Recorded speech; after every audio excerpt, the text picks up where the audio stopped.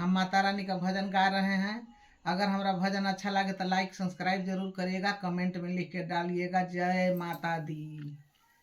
फाड़े बानी लिहली मैया पाँच फूल लवंगिया हो कि चली रे भैली ना मैया गंगा सननवा हो कि चली रे भैली ना मैया गंगा सननवा हो कि चली रे भैली ना। चलता चलता मैया गंगा तीरवा गईली हो यारिया चढ़ी के ना मैया के माटा के बलवली हो यारिया चढ़ी के ना मैया मलाह के बलवली हो यारिया चढ़ी के ना। हाली हाली आव मलाह नैया ले ले आव हो कि हमारे जइबो ना मलाह अपना नई हरवा हो कि हमारे जइबो ना। नैया हमार टूटल मैया टूटल पतवरवा हो कि कैसे जइबू ना मैया अपना नई हरवा हो कि कैसे जइबू ना मैया अपना नई हरवा हो कि कैसे जइबू ना।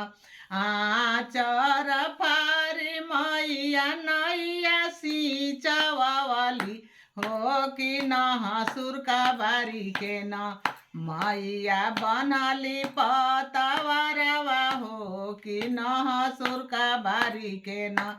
खेवत खेवत मलाह गईले बीचे धरिया हो कि पूछे लगले ना मैया से जाति का बिचारवा हो कि पूछे लगले ना। पहिले तरहनी मलाह जात का बभनिया हो कि अबरे भइली ना मलाह देशवा का जोगिनिया हो कि अबरे भइली ना। ई मती जानी है मलाह मैया बाइया के लिया हो कि मैया संगवा न केवाटा सात गो जोगिनिया हो कि मैया संगवा न। पहिले तमरा बो मलाह जारवा बोखरवा हो कि पाछे मरबो न तोहारा गोदिया क बालकवा हो कि पाछे मरबो न। रोवेली के मटक मैया लट धुनी के सिया हो बकसले जइहना मैया अब की कसुरवा हो अब कसले जइहना मैया अब की कसुरवा हो बकसले जइहना।